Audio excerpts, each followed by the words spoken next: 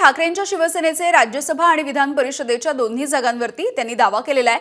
महाविकास आघाडीमधील राज्यसभा आणि विधान परिषदेच्या जागा वाटपावरती चर्चा सुरू असल्याची माहिती ठाकरेंच्या शिवसेनेचे खासदार संजय राऊत यांनी दिली आहे। एका जागेसाठी तिन्ही पक्ष एकत्रितपणे बसून निर्णय घेतील।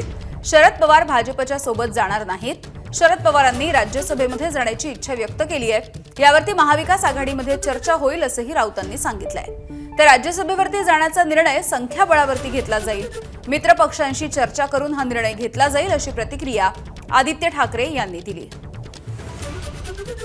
अजूनही आपल्याला माहिती आहे आता तरी आपण पाहताय सगळे जे काही आहे जे आकड्यांप्रमाणे असेल तर शिवसेनेची सीट आहे आणि निश्चितप्रमाणे त्या दिशेने महाविकास आघाडीमध्ये चर्चा होईल। अजून ह्या सगळ्या काही ज्या चर्चा आहेत ह्या बाहेर अफवा आहेत, कुठेही अधिकृत चर्चा झालेली नाहीये। विधान परिषदेत असो किंवा राज्यसभेत असो संख्याबळावर जर आपण पाहिलं आणि रोटेशनमध्ये पाहिलं तर हा शिवसेनेची वेळ आहे, शिवसेनेची जागा आहे। याच्यामध्ये फक्त राज्यसभेचा विषय नाही, विधान परिषदेच्या निवडणुका सुद्धा याच्यामध्ये आहेत। त्याच्यामुळे विधान परिषदा कोणी घ्यायच्या, मग राज्यसभेच्या एका जागेवर कोणी जायचं, त्या बदल्यात इतर पक्ष काय घेऊ शकतात, ह्याच्यावर चर्चा होईल। विलिनीकरण झालंय का, चर्चेवरती विश्वास ठेवता येत नाही। बातम्या येतात, अफवा पसरतात, पण या क्षणी शरद पवार किंवा त्यांचा पक्ष महाविकास आघाडीत आहेच। शरद पवार साहेबांशी जेव्हा माझी चर्चा झाली तेव्हा त्यांनी आपली भूमिका आणि इच्छा व्यक्त केली, होय मी राज्यसभेत जाणार आहे। आता ह्याच्यावर महाविकास आघाडी चर्चा होईल, कारण प्रत्येकाचे सदस्य निवृत्त होत आहेत। आणि या सगळ्याविषयी बोलूया तर ठाकरेंच्या शिवसेनेच्या उपनेत्या सुषमाताई अंधारे आपल्यासोबत आहेत। ताई, खरं तर केशव उपाध्याय यांनी ही पोस्ट केली आहे, कुर्बानी कौन देगा असं त्यांनी म्हटलंय।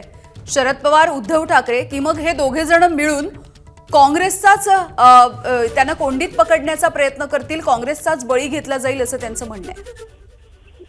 नाही, उपाधी काय म्हणतात यावर आमची भूमिका ठरत नाही। मुळात उपाधींनी स्वतःची कुर्बानी किती वेळात दिली आहे आणि उपाधींच्या मागून आली शंभरी पोरं त्यांना कशी ओव्हरटेक करून जात आहेत त्यावर त्यांनी विचार करावा, त्यावर आम्हाला बोलायची गरज नाही। महाविकास आघाडीमध्ये मला असं वाटतं की आमचे तीनही नेते, काँग्रेसचं शीर्ष नेतृत्व असेल किंवा आदरणीय पवार साहेब असतील किंवा आदरणीय पक्षप्रमुख असतील, हे तिघेही एकत्रित ठरवतील। आता यामध्ये जे एकूण संख्याबळ आहे ते संख्याबळ बघता विधान परिषदेच्या साधारण 2 जागा आणि राज्यसभेची 1 जागा एवढं संख्याबळ आमच्याकडे आहे। राज्यसभेच्या संख्याबळाचा विचार करता पहिला जो विचार सगळ्यांनी बोलून दाखवला होता तो आदरणीय पवार साहेबांचं काय ठरत आहे, आणि महत्वाचं म्हणजे संख्याबळामध्ये आता 20 जागा आमच्याकडे आहेत, 16 जागा या काँग्रेसकडे आहेत आणि 10 जागा या राष्ट्रवादीकडे आहेत। त्यामुळे संख्याबळाच्या आधारावर बघितलं तर शिवसेना उद्धव बाळासाहेब ठाकरे पक्षाचा क्लेम हा मोठा ठरतो, मात्र फक्त संख्या जास्त आहे आणि आमचा क्लेम मोठा ठरतो एवढं आमचं म्हणणं नाही।